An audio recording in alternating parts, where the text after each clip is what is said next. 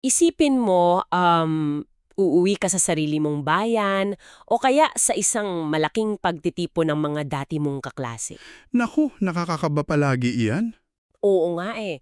Tapos tatayo ka sa harap nilang lahat, mga kalaro mo noong bata ka pa, at sasabihin mong, ikaw ang pinili para mamuno sa isang kilusang magbabago sa buong mundo.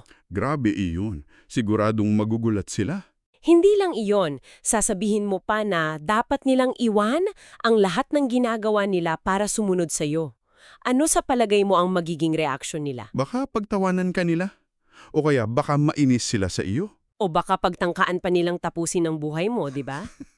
Yan ang eksaktong sitwasyong susuriin natin ngayon.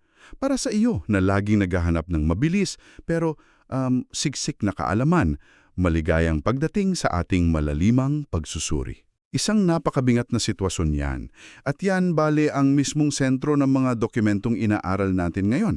Nakatuon tayo sa yugto ng kasaysayan na tinatawag na panahon ng kasikatan o ang simula ng malawakang pagtuturo ni Jesus sa rehiyon ng Galilea. Tama.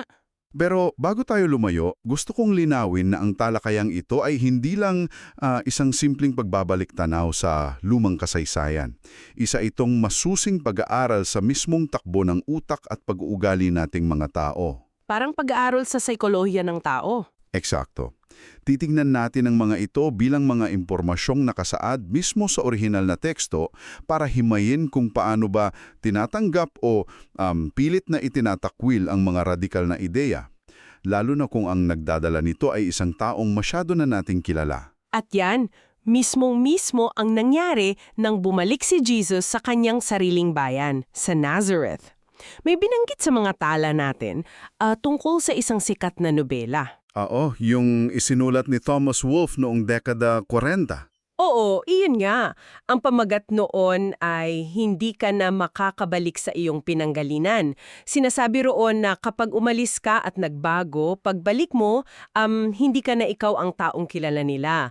At hindi na rin sila ang mga taong kilala mo. At paminsan-minsan mapait itong nagiging totoo, lalo na sa kaso ni Jesus. Kaya, himayin natin ang aktwal na pangyayari doon sa teksto. Dumating siya sa sinagoga, tapos tumayo siya para magbasa ng balumbon o yung lumang kasulatan, particular yung propesya ni Isaias. Oo, yung nasa Kabanata 61. Ayun, ayon sa teksto, binasa niya ang bahaging nagdedeklara ng taon ng pabor ng Panginoon at tapos, Kuminto siya. oo, bigla siyang huminto sa kalagitnaan ng pangungusap. Parang kang nagbabasa ng isang kontrata, tapos binasa mo lang yung bahaging favor sa inyo at sinadya mong hindi basahin yung mga parusa? Bakit kaya niya pinutulang teksto sa gitna? Dahil ang bawat salitang binibitawan niya ay talagang kalkulado. Kung babasahin natin ang kabuuan ng kasulatang iyon ni Isaias, ang karugtong dapat ng linyang iyon ay atang araw ng paghihigante ng ating Diyos. Teka, sinadya niyang huwag ituloy yung tungkol sa paghihigante. Oo, alam niya kasi na ang kasalukuyang yugto ng kanyang misyon ay nakatuon lamang sa magandang balita. Ipinapakita ng pagputol na iyon na ang paghihigante o ang paghuhukom ay bahagi pa ng misyon niya sa hinaharap, hindi para sa panahong iyon. Ah, kaya pala. Pero dito nagkaproblema ang mga tagapakinig niya, di ba? Correct. Kasi inaasahan ng mga kababayan niya ang isang partikular na uri ng pinuno, isang tagapagligtas na maghihigante para sa kanila at dudurog sa mga sumasakop sa bayan nila. Sandali lang, bago tayo lumayo dyan, bakit naman sila magagalit kung ang inihayag niya ay magandang balita ng kapayapaan at pabor? Dahil iba ang gusto nila eh. Kasi isipin mo, kung kababayan ko ang biglang sumikat, tapos nagsabing, dumating na ang taon ng biyaya para sa atin, aba matutuwa ako. Bakit ang reaksyon nila ay nauwi sa tangkang pagpatay? Hindi ba dapat nagdiwang sila? Napakagandang tanong yan. Kailangan ilagay natin ang sarili natin sa kalagayan ng mga tao noong unang siglo. Sila kasi ay isang bayang sinakop, inalipin, at pinatawan ng mabigat na buwis ng imperyo ng Roma. kaya gigil na gigil sila sa kalaban. Oo. Ang gusto talaga nila ay kalayaan. At ang inaasahan nilang ibibigay ng Mesiyas nila ay isang madugong paghihigante laban sa mga kaaway nila. Nang sabihin niya na ang misyon niya ay puro pabor at biyaya nang walang kasamang pagdurog sa mga kaaway na dismaya sila. Parang pakiramdam nila na bitin sila sa pangako.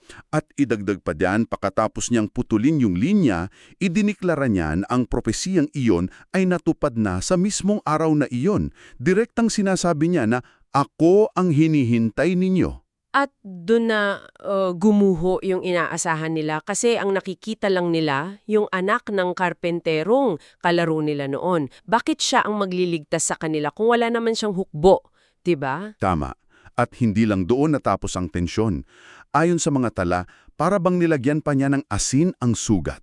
Oo nga, ito yung inihambing niya ang mga sarili niyang kababayan, yung mga taga-Nazareth, sa mga dayuhan, 'di ba? Eksakto.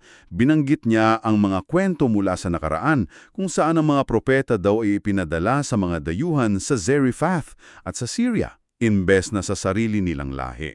Grabe yung pasaring na iyon. Ipinahiwatig niya na mas mabuti pa ang naging pagtanggap ng mga dayuhan kaysa sa kanila. At kailangan nating maintindihan kung gaano kabigat ang insultong iyon sa kultura nila. Noong panahong iyon, ang pagiging hiwalay at dalisay mula sa mga dayuhan ay isang napakalaking bahagi ng pagkakakilanlan nila. Kaya ang pagsabing ang mga propeta ay mas piniling tulungan ng dayuhan, parang sinampal niya yung dangal nila? Oo, kaya ang reaksyon nila hindi na lang simpleng patutsada. Naging isang marahas na nagkakagulong pulutong sila. Dinala nila siya sa gilid ng bangin para itulak at patayin. Seryoso, dinala siya sa bangin para lang patayin? Oo, isipin mo yun. Ang mga taong nakakakilala sa kanya mula pagkabata, yung mga kapitbahay niya pa, ang una pang nagtangkang kumitil sa buhay niya. Napakatindi talaga ng esenang iyon. Mula sa tahimik na pagbabasa ng kasulatan, nauwi sa balak na pagpatay sa bangin. Ibang klase.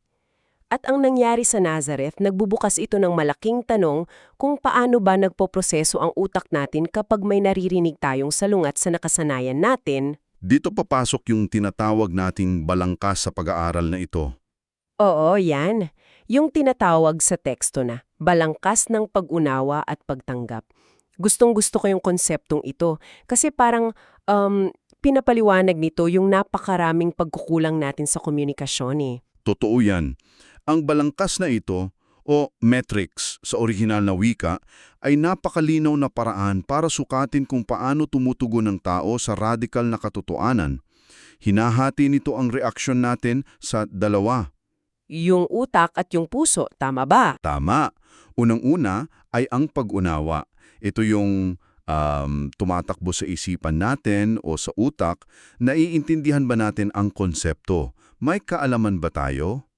At yung ikalawa naman ay ang pagtanggap. Ito hindi sa utak nangyayari, kundi nasa puso at personal na kagustuhan. Handa ba tayong isuko ang nakasanayan natin para yakapin ito? Eksakto. Pero dito ako medyo napapaisip ng malalim eh. Bakit kailangan hiwalay pa iyon? Kasi para sa karamihan sa atin, kung naiintindihan ko ang isang bagay, ibig sabihin tanggap ko na iyon, di ba? Hindi palagi. Kasi kung alam kong masama ang asukal sa katawan, naiintindihan ko iyon. Pero aminin ko, minsan kakain pa rin ako ng matamis na cake. Yun ba ang pinagkaiba ng pag-unawa at pagtanggap? Napakagandang halimbawa iyan. Oo, yan mismo. Ang pagkakaroon ng tamang impormasyon sa isip mo ay hindi nagtitiyak na susundan ito ng kalooban mo. Pinaghambing nga ng teksto natin ang tatlong magkakaibang reaksyon gamit ang balangkas na ito. Unahin natin yung mga taga-Nazareth na kababanggit lang natin. Sige. Mataas ang pag-unawa nila. Alam nila kung sino siya. Narinig nila ang turo niya. Ngunit sobrang baba ng pagtanggap nila. Dahil nakaharang yung pamilyaridad at mga inaasahan nila. Ayaw nilang tanggapin yung bersyon ng katotohanan na hindi pasok sa gusto nila. Tama. Tapos, nung umalis siya sa Nazareth at nagtungo naman sa Capernaum, nakita natin yung kabaliktaran. Ayon sa tala, yung mga taga-Capernaum ay namangha sa kanyang mga turo. Nakita nila ang otoridad niya. At mataas din ang naging pagtanggap nila. Niyakap nila ang mensahe. Ibig sabihin, nagtugma yung mataas na pag-unawa at mataas na pagtanggap. Ganyan dapat, di ba? Kaya ang pinakamapanghamong bahagi rito at isa sa pinakanakakagulat na detalye sa dokumento ay yung reaksyon ng isang masamang espiritu o demonyo. Oo, ito yung madalas na nakakaligtaan ng marami. Nang makaharap ng demonyo si Jesus, kinilala nito ng lubusan kung sino siya. Ginamit pa nga nito yung eksaktong titulo at sinabing kilala niya siya bilang banal ng Diyos. Teka lang, pakinggan nating mabuti ito.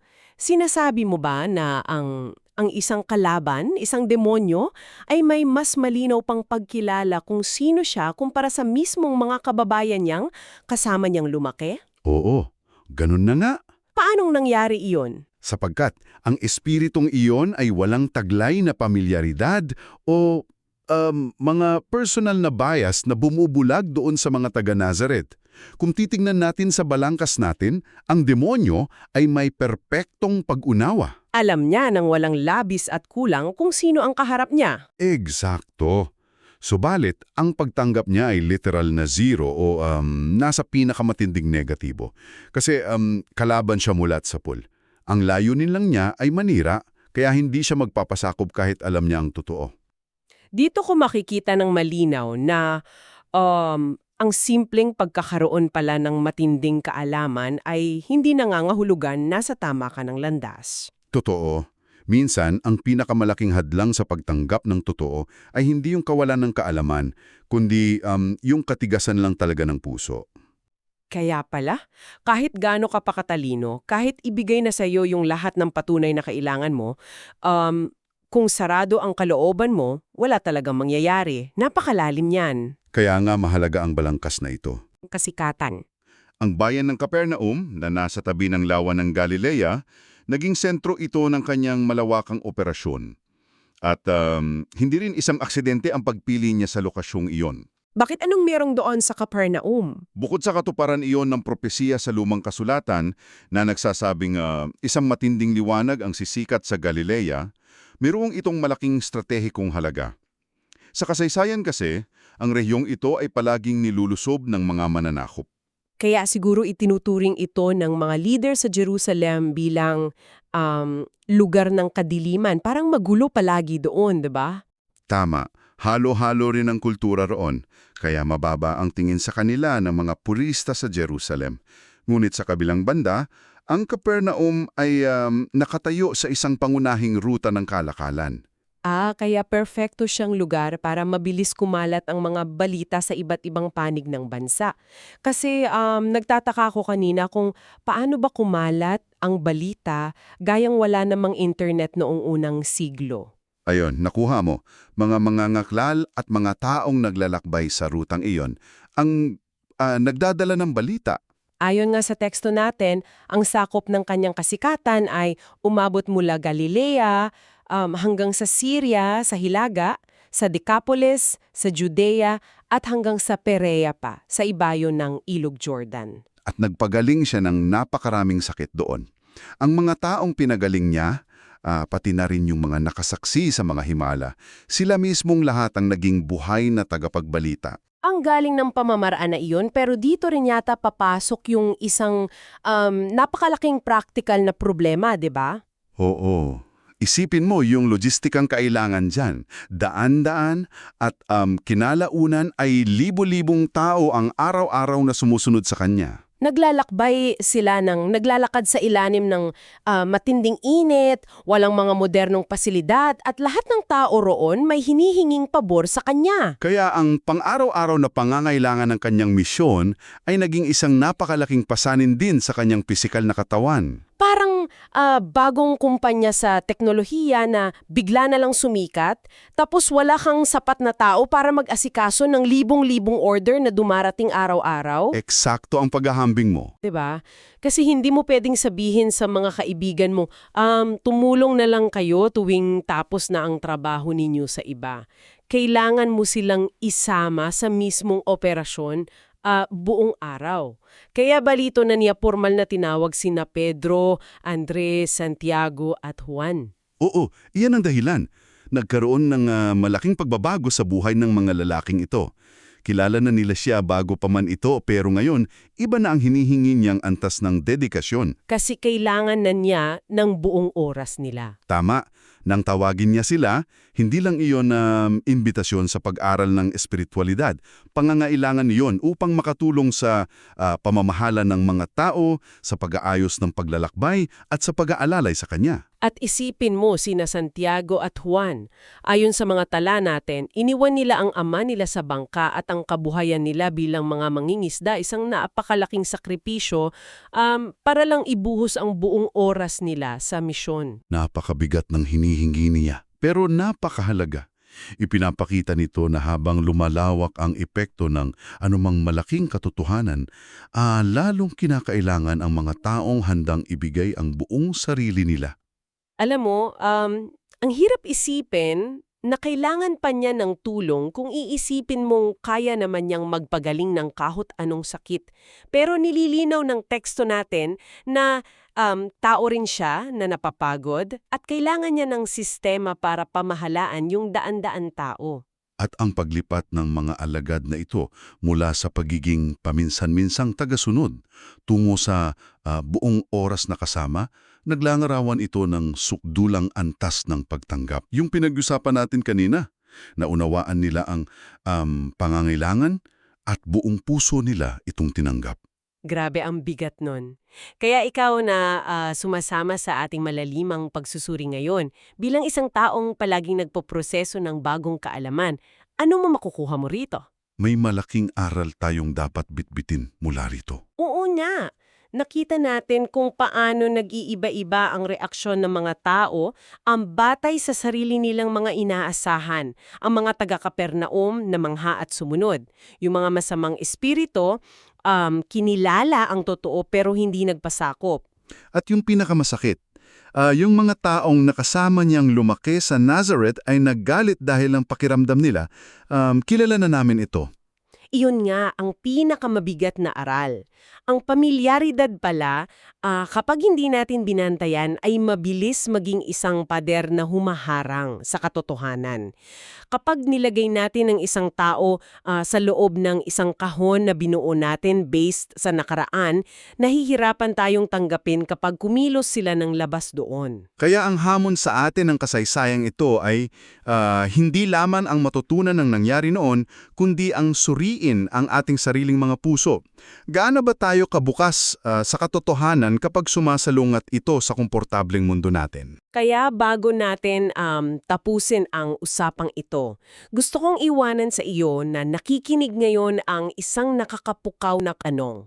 Nakita natin na ang kaalaman sa utak at ang tunay na pagtanggap sa puso ay magkaibang labanan. Oo, dalawang magkaibang bagay yan. Kaya kung ang sariling mga kababayan ni Jesus ay nabulag at naggalit dahil lang sa nakaharang ang kanilang pamilyaridad, anong mga malalaking katotohanan kaya sa sarili mong buhay ang pilit mong tinatanggihan? Simpleng dahil lang sa pakiramdam mo ay masyado mo na itong kilala. Isang magandang tanong na dapat pagnilayan. Maraming salamat sa pagsama sa aming malalimang pagsusuri ngayon. Patuloy na mag-usisa at lagi nating bantayan ang mga pader ng ating sariling pamilyaridad. Hanggang sa muli!